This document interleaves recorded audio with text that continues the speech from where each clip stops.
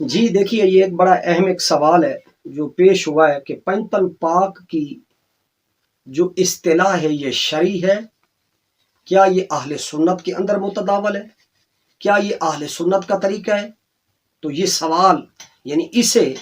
جو پٹ کیا گیا ہے، پوچھنے والے نے یہ پوچھا ہے کہ پنجتن پاک کا لفظ استعمال کرنا کیا یہ اہل سنت کا طریقہ ہے؟ جی ہاں، پنجتن پاک کی طہارت کی انفرادیت پر 1400 سال سے اہل سنت ایمان رکھتے ہیں، یقین رکھتے ہیں۔ آیت تطہیر کی تفسیر میں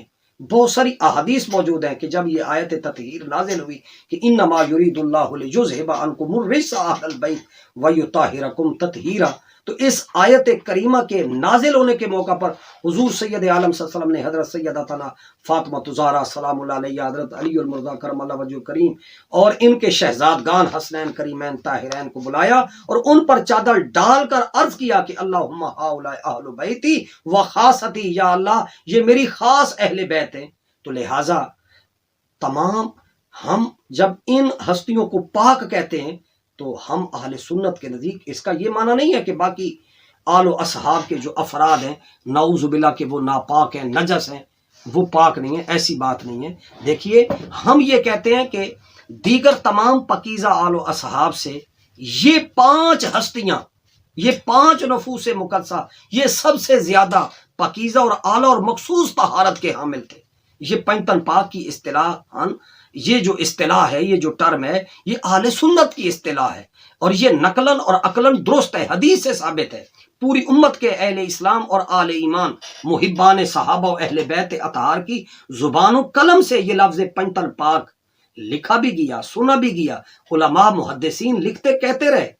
پنجتن پاک کی جو اصطلاح ہے، یہ مفہوم اس اصطلاح سے یہ مفہوم باور کروانا اور یہ نتیجہ اخذ کرنا کہ صرف پنجتن پاک 5 بدن ہی پاک ہے اور باقی اصحاب اور آل کے افراد کے بدن جو ہے پلیت اور نجس ہیں، یہ کہنے والا پرلے درجے کا احمق اور نادان ہے۔ لہذا پنجتن پاک کے لفظ ان 5 نفوس قدسیہ کی ایسی مخصوص طہارت کی طرف اشارہ کیا گیا ہے جس سے باقی اہل اسلام کی طہارت کی نفی مقصود کرنا نہیں ہے، کہ باقیوں کی نفی نہیں کرنا۔ مثلا دیکھیے، جب ہم یہ کہتے ہیں کہ عرشوں اتریاں 4 کتاباں،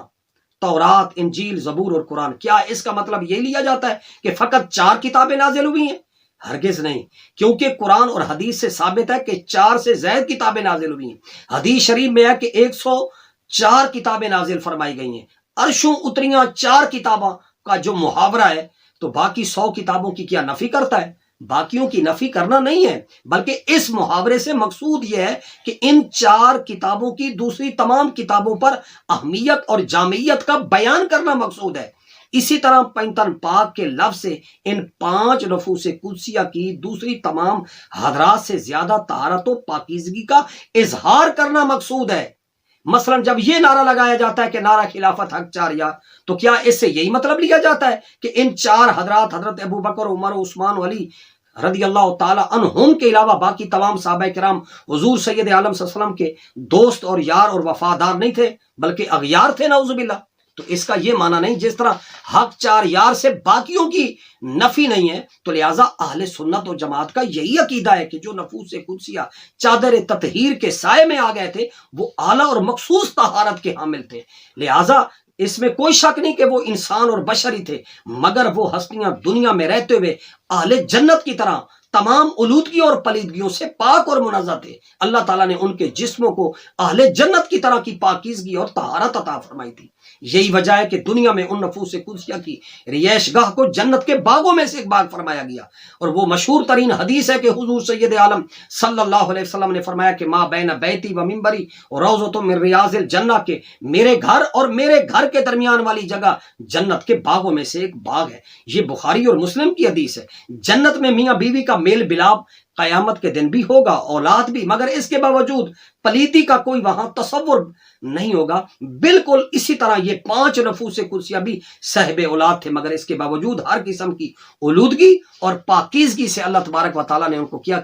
پاک۔ لہذا حضور سید عالم صلی اللہ علیہ وسلم نے ان ہستیوں کے لیے ہر حال میں مسجد میں آنا حلال قرار دیا۔ حضرت سیدہ ام سلمہ بیان کرتی ہیں کہ حضور سید عالم صلی اللہ علیہ وسلم نے ارشاد فرمایا کہ آگاہ رہو کہ بے شک میری مسجد عورتوں میں سے ہر جو حیضہ عورت اور مردوں میں سے ہر جنبی مرد پر حرام ہے، ما سوا میری اہل بیت یعنی علی، فاطمہ اور حسن اور حسین کے باقی کوئی مسجد نبوی میں نہیں آ سکتا۔ لہذا بہت سی احادیث میں مذکور ہے کہ حضرت سیدہ فاطمہ الزہرا اور حضرت سیدنا علی المرتضیٰ کرم اللہ وجہ الکریم کے گھر کے دروازے کو مسجد نبوی کی طرف کھلا رکھا گیا، اور اس کا اصل سبب ان ہستیوں کی خاص طہارت کی طرف اشارہ تھا۔ یہ دروازہ محض اس لیے نہیں رکھا گیا تھا کہ ان کے گھر کا کوئی اور دروازہ نہیں تھا، مجبوری کے تحت ہرگز نہیں تھا، حالانکہ اس اجازت کا مقصد ان مقدس نفوس کی عظمت کی طرف اشارہ کرنا مقصود تھا کہ ان مقدس ہستیوں کو اعزازی اور عطائی طور پر طہارت کا وہ عظیم مقام حاصل تھا جو دوسروں کو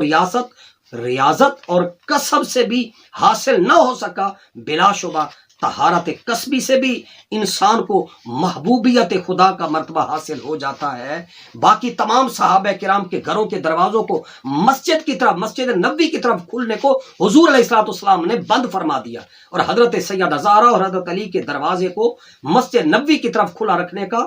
اجازت دی گئی، اسے کھلا رہنے دیا گیا۔ صحابہ کرام نے پوچھا کہ یا رسول اللہ، ہمارے تو دروازے مسجد نبوی کی طرف جو کھلتے تھے ان کو بند کر دیا گیا ہے، اور علی اور زہرا صلوات اللہ علیہما کے دروازوں کو کھلا رکھا گیا ہے۔ تو حضور سید عالم صلی اللہ علیہ وسلم نے قسم اٹھا کر کہا کہ قسم ہے مجھے اس اللہ کی جس کے قبضہ قدرت میں محمد کی جان ہے، میں نے یہ دروازے اللہ کے حکم پر بند کیے ہیں، اور علی کا دروازہ اللہ کے حکم پر، زہرا کے دروازے کو اللہ کے حکم سے میں نے کھلا رکھا ہے۔ لہٰذا اہل بیت اطہار کی یہ خصوصیت جو ہے، اس کو یہ کہنا یہ فلاں فرقے کا مفروضہ ہے، یہ غلط ہے۔ لہٰذا مولانا رشید احمد گنگوہی نے، مولانا زکریہ سہارنپوری نے اور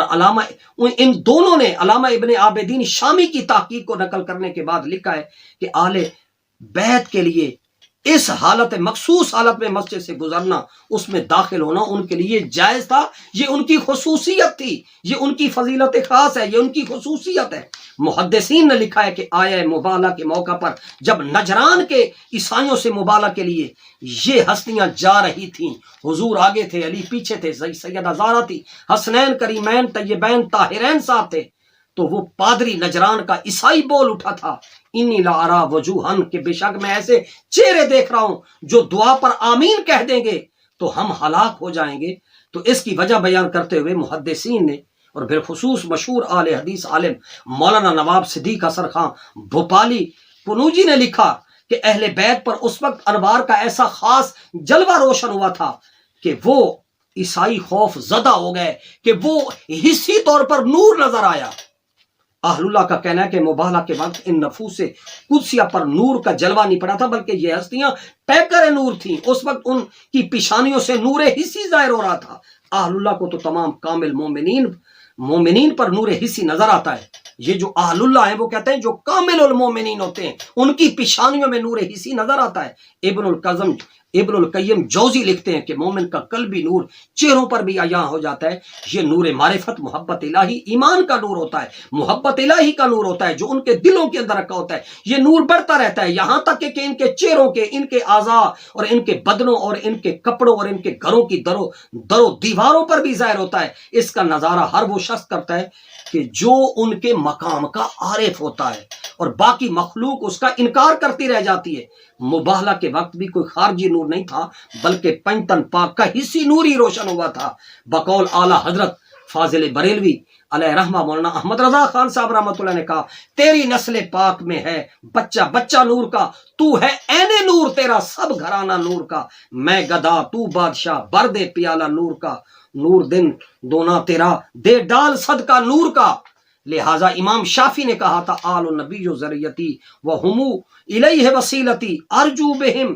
اوتا غدن بید الیمین صحیفتی، کہ آل نبی میرا ذریعہ ہے، میرا وسیلہ ہے، میں امید کرتا ہوں کہ ان کا صدقہ کل میرا نام اعمال دائیں ہاتھ میں دیا جائے گا۔ لی خمسۃ اطفی بہا ہر الوباء الحاتمہ المصطفیٰ والمرتضی وابنہم الفاطمہ۔ اسی کو شیخ سعدی نے کہا، خدایا بحق بنی فاطمہ کہ برقول ایمہ کنی خاتمہ۔